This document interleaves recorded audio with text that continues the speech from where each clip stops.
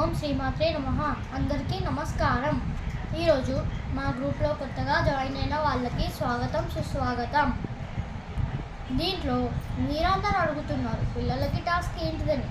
అదే శ్లోకాల కాంపిటీషన్. దీంట్లో పిల్లలందరూ ఏజ్ లిమిట్ 15 ఇయర్స్ వరకు ఉన్న పిల్లలు శ్లోకాలు పాడాలి.